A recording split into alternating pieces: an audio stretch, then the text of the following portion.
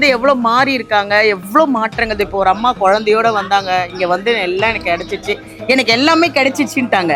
இனிமேல் நான் சும்மா தான் வரேன், எனக்கு எல்லாம் கொடுத்துட்டாங்க அப்படிங்கிறாங்க. நீங்கள் சொல்லுங்கள், உங்களுடைய வார்த்தைக்காக நிறைய பேர் காத்துக்கிட்டாங்க. இந்த இடம் வந்து கால் எடுத்து வைத்தாலே மாற்றம்.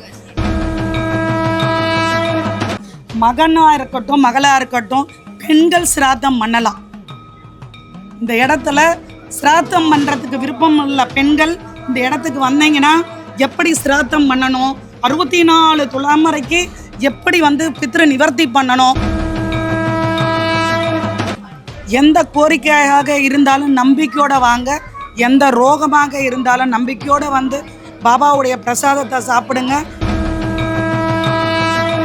அங்கே ஒரு அதிசயம் நடக்க போது, ஒரு அற்புதம் நடக்க போது. இதுவரைக்கும் உலகத்தில் எந்த இடத்திலும் இல்லாத ஒரு விஷயத்தை பண்ண போகிறோம். மிரண்டு பார்க்கக்கூடிய, உலகமே திரும்பி மிரண்டு பார்க்கக்கூடிய சம்பவங்கள் நடக்க போது. எவ்வளோ கஷ்டம் வந்தாலும் உடனே சலிச்சுக்கிறாங்க. என்னன்னா, நான் போகாத கோயில் இல்லை, செய்யாத வழிபாடு இல்லை, பண்ணாத பூஜை இல்லை, ஏன் நான் நல்லா இல்லை? அந்த கேள்விக்கு விடை அவங்க கையிலேயே இருக்கு. கர்மாவை விலை கொடுத்து நம்ம வாங்கிட்டு தான் இந்த பிறவியை எடுத்துட்டு வரோம். ஒரு தாய் தகப்பன் சேர்த்த சொத்துக்கள் மட்டும் குழந்தைங்களை சாராது, அவங்க செய்யக்கூடிய பாவ புண்ணியங்களும் குழந்தைய வந்து சேரும். உங்களை பார்க்கறதுக்காக எத்தனை பேர் ஜனம், அதாவது தவம் இருந்திருக்காங்களாம். உங்களை பார்க்க முடியல. என் கூட ஒருத்தர் வந்திருக்காரு பாருங்க, ஆனந்தன்னு. அவர் கிட்டத்தட்ட 1 இயராக உங்ககிட்ட ட்ரை பண்ணிட்டு இருக்காரு, உங்களை பார்க்கணும். உங்ககிட்ட கனி வாங்கினதுல அவருக்கு ஒரு சந்தோஷம் இருக்கு பாருங்க, அவ்வளோ சந்தோஷம். அவரு நியூ இயர் அன்னைக்கு இவ்வளோ ஜனங்க அங்கே நிற்க இடம் இல்லை எங்களுக்கு. எவ்வளோ பேர் இங்கே வந்து எவ்வளோ மாறி இருக்காங்க, எவ்வளோ மாற்றங்கள். இப்போ ஒரு அம்மா குழந்தையோட வந்தாங்க, இங்கே வந்து எல்லாம் எனக்கு கிடைச்சிச்சு, எனக்கு எல்லாமே கிடைச்சிச்சுன்ட்டாங்க. இனிமேல் நான் சும்மா தான் வரேன், எனக்கு எல்லாம் கொடுத்துட்டாங்க அப்படிங்கிறாங்க. நீங்கள் சொல்லுங்கள், உங்களுடைய வார்த்தைக்காக நிறைய பேர் காத்துட்டு. இந்த இடம் வந்து கால் எடுத்து வைத்தாலே மாற்றம். அது மட்டும் இல்லாமல் இந்த இடத்துல உள்ள ஒரு விஷயம், சக்தி பீடம் சித்தர்கள் கூடம். இது 2வது ரிஷிகள் மூலயமாக, சித்தர்கள் மூலயமாக தேவதைகளை ஆவகானம் பண்ணி நித்தியப்படி ஓம் அம்பூஜை புனஸ்காரங்கள் செஞ்சிட்ருக்கோம். கால் எடுத்து வைத்தாலே மாற்றம். இந்த இடம் ஒரு தாய் வீடு. என்ன கவலையில் வந்தாலும் சரி, என்ன கஷ்டத்தில் வந்தாலும் சரி, அத்தனை கஷ்டமும் நிவர்த்தி ஆகிடும். இந்த இடத்துல நீங்கள் என்ன வரம் கேட்குறீங்களோ, சாய்நாதர் குலதெய்வமாக இருந்து உங்களுடைய குறைகளை தீர்க்கிறாரு. அதனால் வருத்தப்படுறதுக்கு வேலை இல்லை. எந்த கோரிக்கையாக இருந்தாலும் நம்பிக்கையோடு வாங்க, எந்த ரோகமாக இருந்தாலும் நம்பிக்கையோடு வந்து பாபாவுடைய பிரசாதத்தை சாப்பிடுங்க. இன்றைக்கி இருக்கிறதெல்லாம் ஒரு கூட்டம் இல்லை என்னை பொறுத்த வரைக்கும். காரணம் எதனாலன்னா, பாபா வந்த நாள்லேருந்து ஒரு வேலைக்கிழமைன்னா 2000 பேருக்கு கம்மி இல்லாமல் இந்த மறைமலை நகர், பேரம்பலூர், பவானி நகர்ன்றதை வேர்ல்டு முழுக்க கொண்டு போனவர் நம்ம பாபா. அவர் வாசலில் வந்தபோது இந்த உலகம் முழுக்க இருக்கக்கூடிய அத்தனை ஜனங்களும் இந்த இடத்துக்கு வந்திருக்காங்க. வேலைக்கிழமை இங்கே பல்லாக்கு ஊர்வலம் நடக்கும். அது இல்லாமல் அபிஷேகம் பக்தர்கள் கையால் நடக்கும். அது மட்டும் இல்லாமல் இந்த இடத்துல சங்கல்பம் கர்மவினை நிவர்த்தி நடக்கும் வேலைக்கிழமை. இந்த இடத்துல அதை விட அதிசயமான ஒரு விஷயம், பண்ணக்கூடிய யாகம். இப்போ ஒரு யாகம் பண்ணுறோம் அப்படின்னா அந்த யாகத்தில் முதல் கலசத்தை வந்து அதாவது வந்து ஆவகானம் பண்ணி தேவதைகளை, அதுக்கப்புறம் கலச பூஜை பண்ணி, அதுக்கப்புறமா தூப தீபங்கள் காட்டி, அதுக்கப்புறம் யாக குண்டத்துக்கு வருவோம். ஆனால் இந்த இடத்துல உள்ள ஒரு விசேஷம், இங்கே பண்ணக்கூடிய யாகமாகப்பட்டது அக்னி ஜுவாலைன்றது. ஆரத்தி முடிஞ்சு அம்பாளுக்கு கலசம் முன்னாடி வச்சுருவோம். சமத்துகளை அடுக்கி வச்சுட்டு அக்னி பகவானுடைய மந்திரத்தை சொல்லும்போது அக்னி ஜுவாலை தன்னாலேயே எரியும். இந்த இடத்துல இது வந்து ஒரு 20 வருஷமாக நடக்கிற அற்புதமான ஒரு விஷயம். பக்தர்கள் கண்ணு முன்னாடியே பார்க்கலாம். அங்கே எந்த நெருப்பும் இருக்காது, எதுவும் இருக்காது. புஷ்பம் கையில் இருக்கும், அக்னி தன்னால் ஜுவாலை வரும். இதெல்லாம் நீங்கள் வந்து நேரடியாகவே பார்க்க முடியும். அது மாதிரி பல அற்புதங்கள் இந்த இடத்துல பாபா பண்ணியிருக்காரு. இன்னைக்கு வந்திருக்கக்கூடிய யாராக இருந்தாலும், வர முடியாதவங்க யாராக இருந்தாலும், அம்பாளுடைய கருணையினாலையும் குருநாதனுடைய அனுகிரகத்தினாலையும் மன நிம்மதியோட, மன சந்தோஷத்தோட, அஷ்ட ஐஸ்வர்யத்தோட, நீண்ட ஆயுளோட, ரோகமில்லாத வாழ்க்கை என்னன்னைக்கும் இருக்கட்டும். சந்தோஷத்தில் சந்தோஷம், பிறரை சந்தோஷப்படுத்தி பார்க்கறது. நம்ம வந்து பார்த்திங்க அப்படின்னா, இப்போ பெரும்பேர் கண்டிகைன்னக்கூடிய இடத்துல அற்புதமான முறையில் ஆசிரம வேலைகள் துரிதமாக நடந்துட்டு இருக்கு. அங்கே ஒரு அதிசயம் நடக்க போது, ஒரு அற்புதம் நடக்க போது.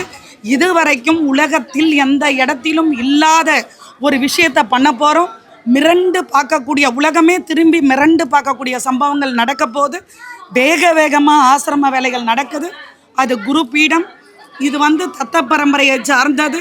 இது பார்த்தீங்க அப்படின்னா, அதாவது குருமார்கள் வழியில் போகக்கூடிய ஒரு இடம் இது. குரு பார்க்கில் கோடி நன்மை, குருவருள் இருந்தால் தான் திருவருள். அதாவது சொல்லுவாங்க முன்னோர்கள், அதாவது நம்மளுடைய பித்திருக்களுடைய அனுகிரகம் இருந்தால்தான் எந்த ஒரு காரியத்தையும் தடங்கள் இல்லாமல் பண்ண முடியும். பித்திருக்கள் இல்லைன்னா எதுவுமே கிடையாது. குலதெய்வம் இல்லைன்னா ஒன்றுமே கிடையாது. அப்போ பித்திருக்கள், குலதெய்வம், ஊர் எல்ல தெய்வம், குருமார்கள் இவங்கெல்லாம் ரொம்ப முக்கியம். நீத்தார் நெடுங்கோலம் நின்றவழி நில்தாயம் ஏத்தார் எங்கோலம் எங்குலத்தார் எம்புறம் காத்தார் காரணத்தார் கரமேவி எல்புலமோ கூத்தார் குடைபெருமான் கொண்டாங்கி ஏகிடவே மூத்தார் முதர்வேதம் முற்றாய் மலர்ந்திடவே பூத்தார் புனலெம்மும் பூமறையாய் பூனட்டும். ஜெய் சாய்ராம். தேங்க்யூம்மா, ரொம்ப சந்தோஷமா இருக்கு. இங்க ஒரே ஒரு விஷயம் என்னன்னா, 3 வருஷமா ஒரே இடத்துல ஒரு சண்டி ஹோமம் எங்கேயுமே நான் கேட்டதே கிடையாதுமா. எங்கேயுமே யாராலையும் ஒரு 10 நாள் பண்ணுவாங்க, அவ்வளவுதான். தவிர ஒரு சண்டியாகம் பண்றதே கஷ்டம். அது கூட அந்த சண்டின்றது ஒரு பாலாலயம் பண்ணி திருப்பி கும்பாபிஷேகம் தொடங்க போதுன்னா சண்டி பண்ணுவாங்க, இல்லை ஒரு ஆலயத்தினுடைய வருட பூர்த்திக்கு பண்ணுவாங்க. ஆனால் நித்தியப்படி சண்டியாகம் இந்த இடத்துல 5லேருந்து சாயங்காலம் 8 வரைக்கும் நடக்குது. வரக்கூடிய பக்தர்களுக்கு சங்கல்பம் இலவசம். இந்த வார்த்தை எதனால் சொல்கிறோன்னா, ஒரு ஆலயத்துக்கு போகும்போது அருளில்லா இருக்க உலகம் இல்லை, பொருள் இல்லா இருக்கு உலகம் இல்லை. அருளும் வேணும், பொருளும் வேணும். இந்த அருளையும் பிரிக்க முடியாது, பொருளையும் பிரிக்க முடியாது. காரணம் எதனாலன்னா, ஒரு ஆலயத்துக்கு வரணும்னா பொருள் வேணும், பணம் வேணும். பணம் இருந்தால் தான் காரில் வரலாம், ட்ரெயினில் வரலாம், பஸ்ஸில் வரலாம், ஆட்டோவில் வரலாம். இல்லைப்பா ஒரு 2 வீலர் எடுத்துகிட்டு வரோம், அதுக்கு ஒரு டீசல் ஏதாவது பெட்ரோல் வேணும்ல. காரில் வரோம்னா டீசல் பெட்ரோல் வேணும்ல, அதுக்கும் காசு வேணும். ஒரு அந்த இடத்துக்கு போகிறோம், ஒரு பூ வாங்கி போட காசு வேணும், ஒரு அர்ச்சனை பண்ண காசு வேணும். அப்போ அந்த பணம் வேணும். பணத்தை கொண்டு அருளை வாங்கு, அருளை கொண்டு பணத்தை வாங்கு. இது ரெண்டையும் பிரிக்க முடியாது. அதனால் ஆலயம் தொழுவது சாலவும் நன்று. எந்த இடத்துலையுமே நம்ம அதாவது முன்னோர்கள் தொட்டு விட்டு காட்டி கொடுத்த விஷயங்களை மறக்கக்கூடாது. அதே நேரம் குழந்தைங்களை, இன்றைக்கி கலியுகம், களி முத்தி போச்சு, சுற்றி கெடுதல் தான் இருக்கும். நண்பன் பகையவன் ஆவான், கணவன் மனைவி விரோதமாகும், சொந்த பந்தங்கள் எதிரியாக மாறுவாங்க. இந்த விஷயங்கள்லேருந்து வெளியே வரணும்னா நம்ம பிறந்ததுலேருந்து நம்ம குழந்தைங்களுக்கு நம்ம சொல்லி கொடுக்குற ஒரே ஒரு விஷயம் என்ன? இறைவனை நாடு, இருகப்பற்றுதல். அது ரொம்ப முக்கியம். அதாவது குரங்கை தான் ஆன்மீகத்துக்கு உதாரணமாக சொல்லணும். குரங்கு குட்டி போடுது, தாய் குரங்கு குட்டியை பிடிக்காது, குட்டி தான் அவங்க அம்மாவை பிடிக்கும். அதை மாதிரி நம்ம இறைவன் காலை கெட்டிமாக பிடிக்கணும், உடம்பு பிடியா. எது நடந்தாலும் இறைவனை நோக்கி 1 அடி எடுத்து வச்சோம்னா இறைவன் நம்மளை நோக்கி 2 அடி எடுத்து வைக்கிறான். அப்போ எத்தனை அடி வேக வேகமாக நம்ம வைக்கணும், அது ரொம்ப முக்கியம். அதே மாதிரி எவ்வளோ கஷ்டம் வந்தாலும் உடனே சலிச்சுக்கிறாங்க. என்னன்னா, நான் போகாத கோயில் இல்லை, செய்யாத வழிபாடு இல்லை, பண்ணாத பூஜை இல்லை, ஏன் நான் நல்லா இல்லை? அந்த கேள்விக்கு விடை அவங்க கையிலேயே இருக்குது. கர்மாவை விலை கொடுத்து நம்ம வாங்கிட்டு தான் இந்த பிறவியை எடுத்துகிட்டு வரோம். ஒரு தாய் தகப்பன் சேர்த்த சொத்துக்கள் மட்டும் குழந்தைங்கள சாராது, அவங்க செய்யக்கூடிய பாவ புண்ணியங்களும் குழந்தைய சேரும். தாத்தா ஒரு பொண்ணுக்கு துரோகம் பண்ணிட்டாரு, பேரன் இங்கே ஒரு பெண்ணால் துரோகத்துக்கு ஆளாவான். உண்மைதான்.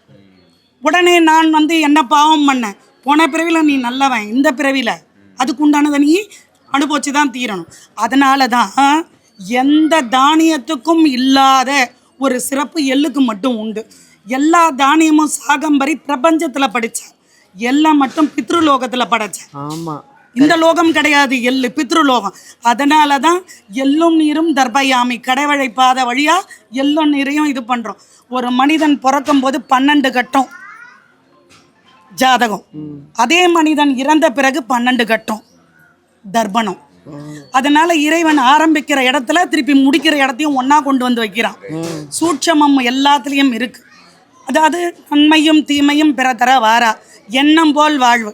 நல்லாயிரு நல்லாயிரு நல்லாயிரு நல்லாயிருன்னு அடுத்தவங்களை சொல்ல சொல்ல நம்ம நல்லா இருக்க ஆரம்பிச்சிடும். கண்டிப்பா. ஏன்னா வார்த்தையில், அதனால தான் வேதாந்த மகரிஷி ஒரு வரியை கொண்டாந்தார், வாழ்க வளமுடன். என்ன அருமை பாருங்க.